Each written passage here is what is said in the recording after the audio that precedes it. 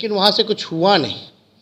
तो तय यही किया गया था कि हम लोग अपने बलबूते राज्य सरकार जो है कराएंगे। ये एक ऐतिहासिक दिन जो 2 अक्टूबर का रहा, जो बापू का जन्मदिन हम लोग मनाते हैं, उस दिन जातीय आधारित गणना कि जाति की क्या स्थिति है वो जो है सरकार द्वारा पेश किया गया। बिहार एक पहला राज्य बनकर के आया जिसका खुद का साइंटिफिक डेटा जो है किसी राज्य के पास नहीं है, बल्कि बिहार एक ऐसा राज्य है जिसके पास खुद की आबादी की पूरी जानकारी है कि उसमें स्थिति जो है सारी स्पष्ट कर दी गई है। तो हम आंकड़ों में ज़्यादा जाना नहीं चाहेंगे, लेकिन जब पेश किया गया तो हम लोगों का सरकार की यही सोच थी कि what will be the next. ये गरीबों की सरकार है और सामाजिक न्याय के साथ साथ आर्थिक न्याय देने वाली सरकार है। सर्वसम्मति से सब लोग ने भी, माननीय मुख्यमंत्री जी ने जब प्रस्ताव रखा हाउस में, तो सब लोग तैयार हो गए कि बढ़ाना चाहिए, बढ़ाना चाहिए, बढ़ाना चाहिए। तो सब लोग बोले कि भाई बढ़ाइए तो 90 कर दीजिए, 100 कर दीजिए। ये बातें आई थी हाउस में।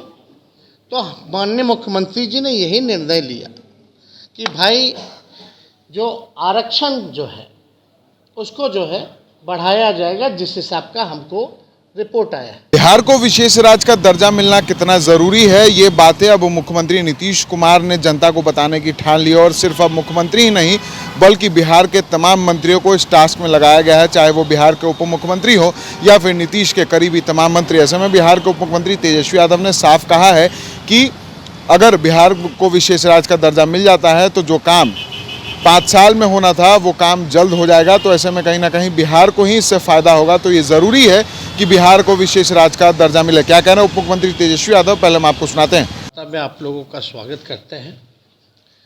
और जैसा माननीय वित्त मंत्री जी ने विस्तार पूर्वक जो है आप लोगों के समक्ष जो है बातें रखी हैं,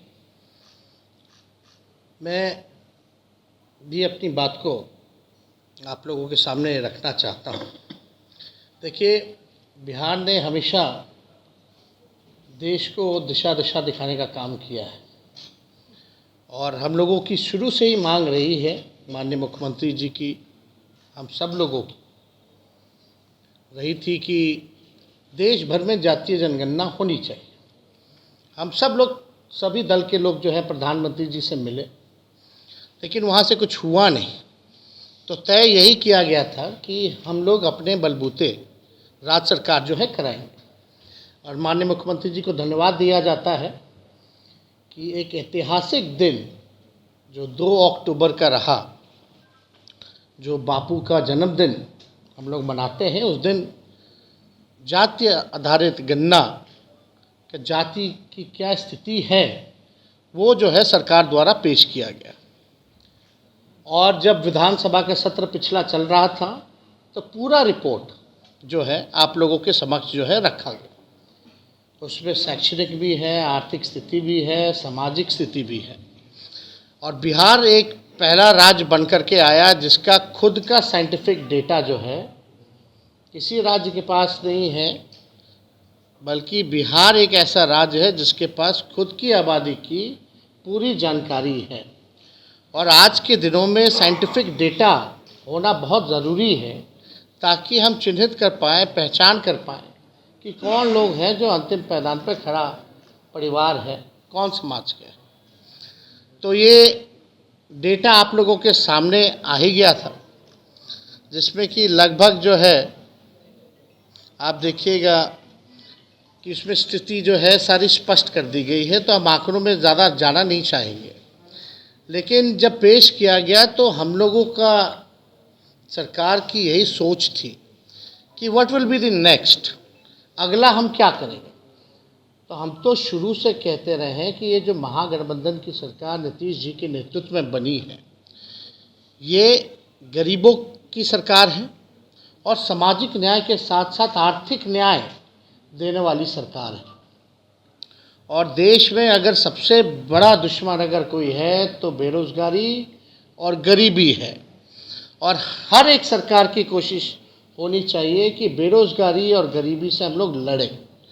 अब जब आंकड़े जब सामने आ गए हैं और हम लोगों का मानना है और आंकड़ों में भी ये स्पष्ट हो गया है कि हर जाति में जो है गरीबी है, चाहे ओबीसी हो, ईबीसी हो, एससी हो, एसटी हो या आपके स्वर्ण जाति के लोग हैं, उसमें भी जो है गरीबी पाई गई है। अब हम लोगों ने तय यही किया और इसमें सर्वसम्मति से सब लोग ने भी, माननीय मुख्यमंत्री जी ने जब प्रस्ताव रखा हाउस में तो सब लोग तैयार हो गए कि बढ़ाना चाहिए, बढ़ाना चाहिए, बढ़ाना चाहिए। तो सब लोग बोले कि भाई बढ़ाइए तो 90 कर दीजिए, 100 कर दीजिए।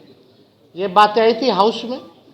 तो माननीय मुख्यमंत्री जी ने यही निर्णय लिया कि भाई जो आरक्षण जो है उसको जो है बढ़ाया जाएगा, जिस हिसाब का हमको रिपोर्ट आया है।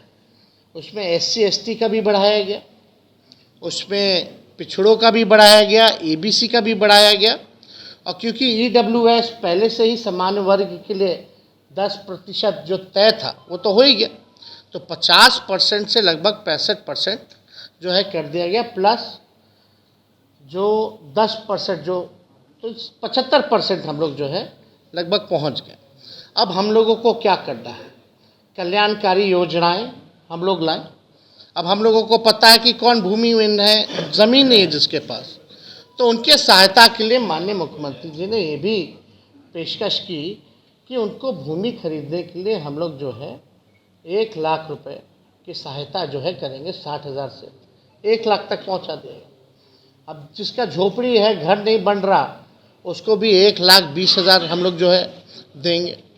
दूसरी ये बात, तीसरी ये थी कि भाई अब जिनके परिवार जो 94 लाख जो गरीब परिवार है, जिसके पास रोज़गार नहीं, नौकरी नहीं, उनको नौकरी के लिए विशेष सहायता के लिए 2 लाख रुपए की सहयोग हम लोग करेंगे।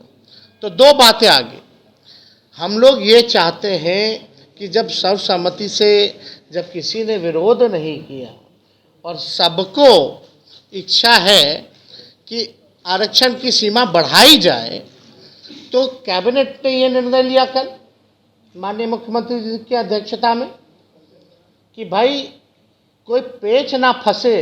जिस हिसाब से जब हम लोग जातीय आधारित गणना करा रहे थे, कई पेच आए सामने, इतने आसानी से नहीं हुआ, काफ़ी दिन विलंब रहा, लोगों को लाभ पहुंचाने में हम लोगों को दिक्कत हुआ, रिपोर्ट पेश करने में दिक्कत हुआ। तो ये जब आरक्षण की सीमा अगर हम लोग बढ़ा रहे हैं तो कोई पेच जो है किसी भी प्रकार का फंसना नहीं चाहिए। और माननीय वित्त मंत्री जी ने उदाहरण भी बताया, कई ऐसे मामले हैं जिनको शेड्यूल 9 में जो है वो किया गया, रखा गया है। तो हम लोगों ने यही रिकमेंड किया है कि भारत सरकार जो है, जो आरक्षण की सीमाएं हम लोगों ने बढ़ाई है, उसको शेड्यूल 9 में जो है रखा जाए। और इससे पहले भी एक राज्य जो है तमिलनाडु, उनका भी जो है पहले से 69% था, उसको भी शेड्यूल 9 में रखा गया है। तो हम लोग तो यही अब इंतज़ार में है कि अविलंब भारत सरकार ना सोचे ना समझे, क्योंकि आपके दल के सभी लोगों ने यहाँ सहमति जताई है और आपके दल के लोगों का तो कहना है कि और भी बढ़ा दे सरकार, तो उसमें भी सही। तो कम से कम बिना सोचे अविलंब जो है इसको शेड्यूल 9 में रखा जाए। और दूसरी बात, जहां 2.5 लाख करोड़, जैसे वित्त मंत्री सीधे तौर पर तेजस्वी यादव ने साफ कहा है कि विशेष राज्य का दर्जा मिलना बिहार को काफ़ी ज़्यादा ज़रूरी है। वहीं सीधे तौर पर बिहार में जिस तरह से आरक्षण लागू हुआ है इसको और जाति आधारित गणना हुई है, इसको लेकर भी तेजस्वी ने कहा कि बिहार के पास अब अपने लोगों का साइंटिफिक डेटा है और बिहार में जो जाति आधारित गणना हुई है, बिहार में जो आरक्षण बढ़ोतरी हुई है, उससे बिहार को काफ़ी फायदा होगा और बिहार तरक्की की राह पकड़ेगा। Vishal Bhardwaj, NBC news 24, Patna.